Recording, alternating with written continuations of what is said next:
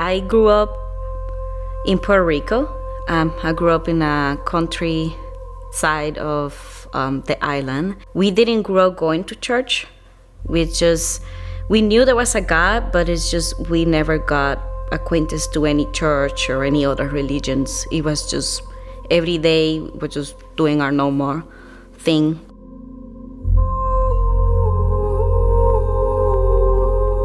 My upbringing in Puerto Rico was very difficult. There was a lot of fights between my mom and my dad. I do remember them getting very verbally and physical between the two of them.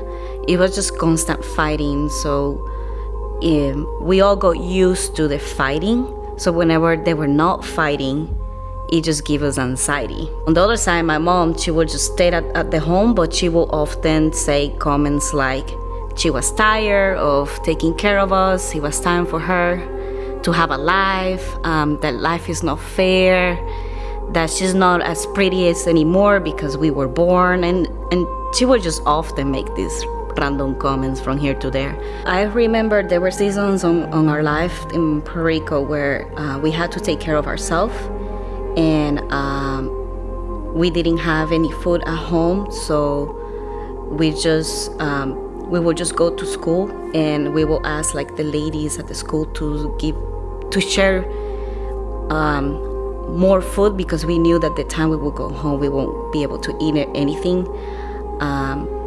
We just didn't know how to take care of ourselves. We just figured out a way to survive. So sometimes I would just go ahead to the fridge and I would just, in a sense, steal like a piece of Velveeta cheese.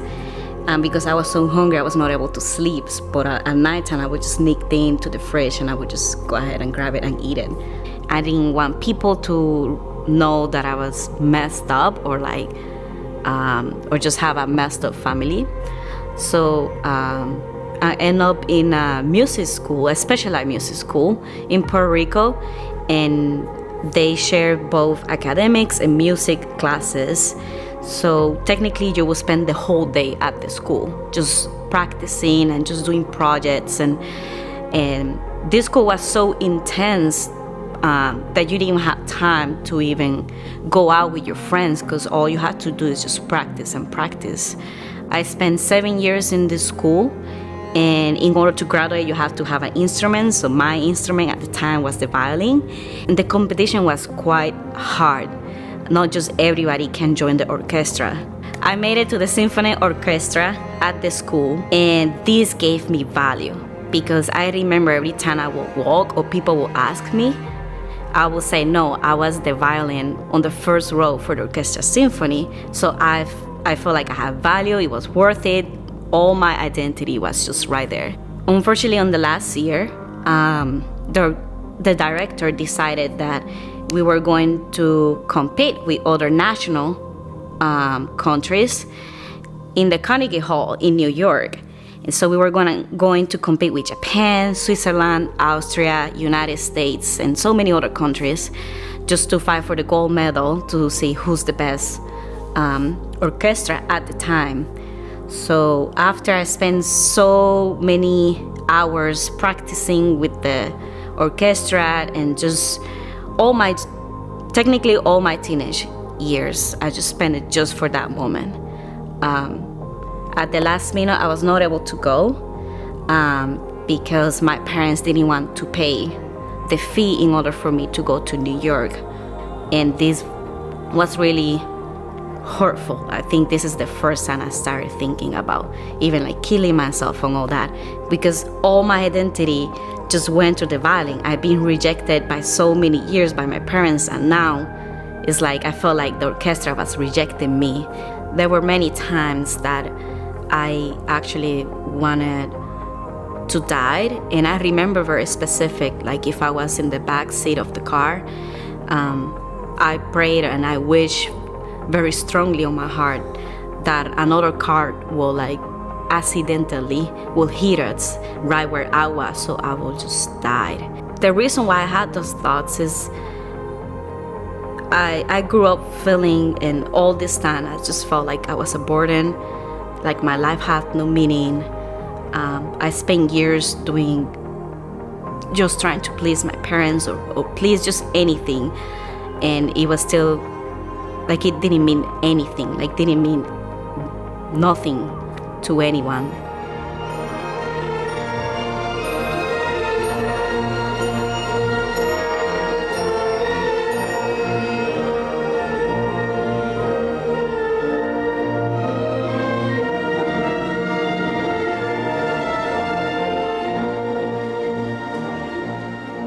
That's when I decided that I was done with Puerto Rico. I was done with my family. I just wanted to start over and just get rid of all my past and all those years that I spent it for there.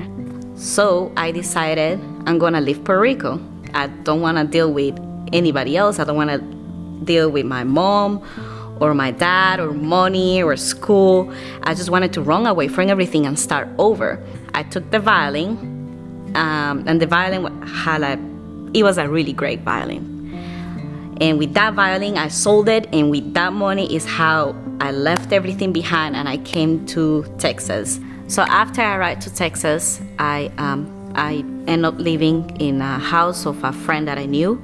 But after 1 month, she kicked me out of the house. Therefore, I went and asked my coworkers if I could just stay at their house for a week, and I continued doing this by changing house to house. Things got pretty bad. I remember sleeping even on the car. I remember also sleeping on the job sometimes, till I was able to land on a very nice job. It was a travel company, and this job gave me a new identity. It gave me this false security, like everything was fine. Therefore, for the first time, I was able to have my own place, my own car. It's just life. Everything seems good at the time.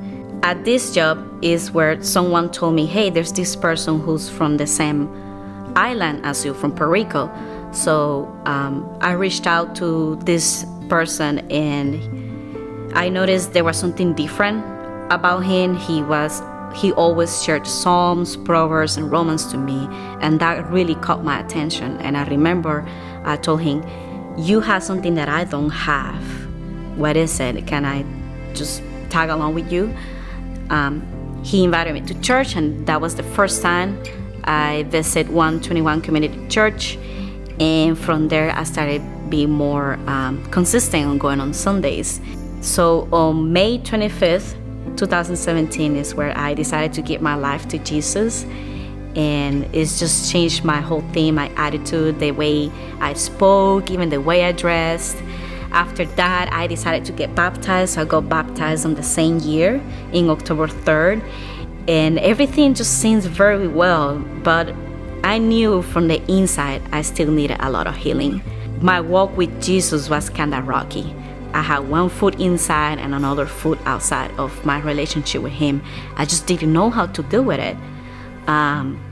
Years passed by, and I'm just feeling all this confused. I am really a child of God. I am really that worth it. So before COVID hit, the beginning of the year 2020, I was invited to celebrate one of my coworkers' birthday, and it just ended up being like the worst day ever that has happened to me. I actually got assaulted, and then it's just after that, like all this time I had struggled with many things, but I was able to stand up and just walk and act like nothing happened. But this was the first time that I was not able to stand up and act like nothing happened, and I just didn't know what to do. So when COVID hit, I was all by myself dealing with all these questions and feeling and just depression after what happened to me. Therefore, I had really close friends who guided me through this process, and they always they were praying for me, and they were telling me things like, remember about God. So I started looking for Christian counseling, and I started to really ask real questions to God.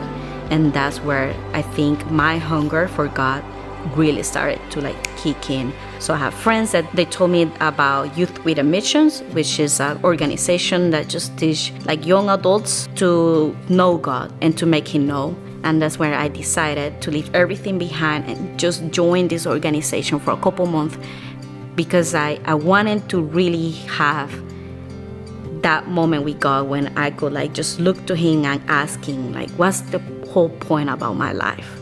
One night I decided to have a worship night, and they were playing all these Christian songs, and but before they decided to close the night or to call it end the night, they decided to play one more song, and it's like one of the most famous songs. There's even like funny things about these songs. It's about Amazing Grace.